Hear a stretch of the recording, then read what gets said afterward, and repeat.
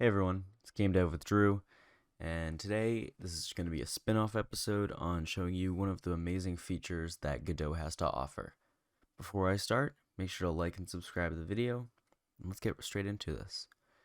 So we're in our main scene of our current game that we are creating in the tutorials, but since this is a spin-off, we're going to be creating an entirely new scene, and we're going to be focusing on things called particles. And we're going to be working with 2D particles. So, particles are very interesting because if you scroll in, you have a singular particle happening right now. So now that we have all this down, we're going to go into our process material and put in a new particles material. And now that we have that, look at that. Our particles are now dropping. But it seems like they're dropping for a long time, so we're going to make the lifetime a little bit shorter. We're not going to make it that short, but we'll make it 0.8. So now they're going to drop like that. So these are pretty small. We're just going to be working with very small particles right now, but since they're very small, let's emit some more.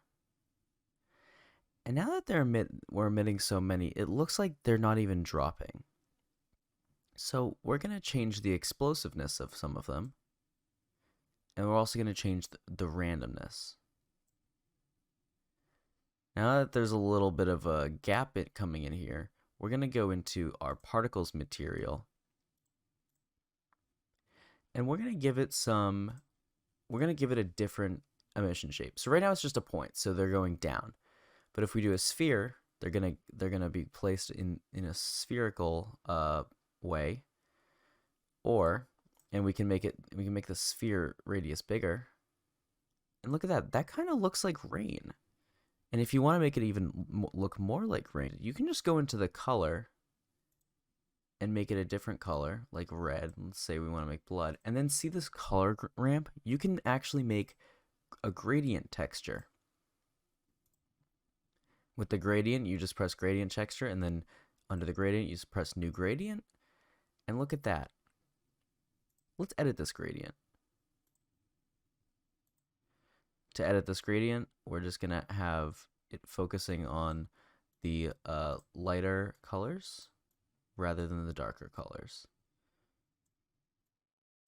In order to do that, we just make this first side red. You can double click on these and to make them a different color. Then we'll double click on this and make it a white. And this will be light. Look at that. That looks like a pretty good blood. But it kind of looks weird that it's going in a circle. So let's not make it a sphere. Let's make it just a box. Now that looks weird, doesn't it? So we can make a ring as well. And we'll make the ring radius bigger. And now it kind of looks like it's raining. Let's make the inner radius 0, but the ring height longer. And we'll make the ring radius 5. So there's so many different things that you can work with in this particle creator. You can work on the time, and there's going to be a lifetime randomness. So some will last longer and some will last shorter. You can even put it in a trail. That'll give like a color modifier. So like put in another gradient texture, and you'll see a small trail behind them. You can even make a size modifier to make some bigger and some smaller.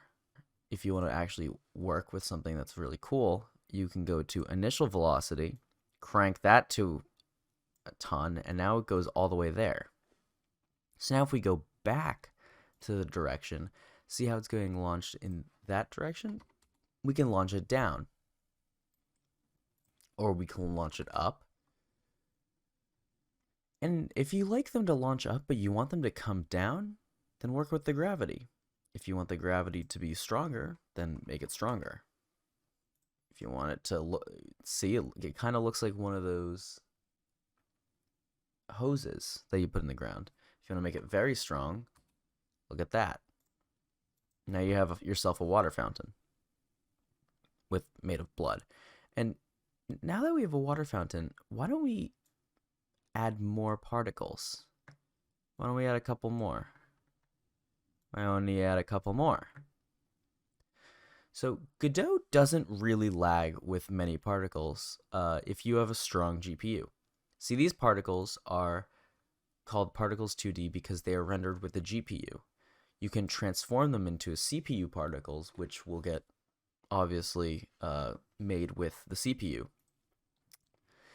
And since we're making so many, let's just give it some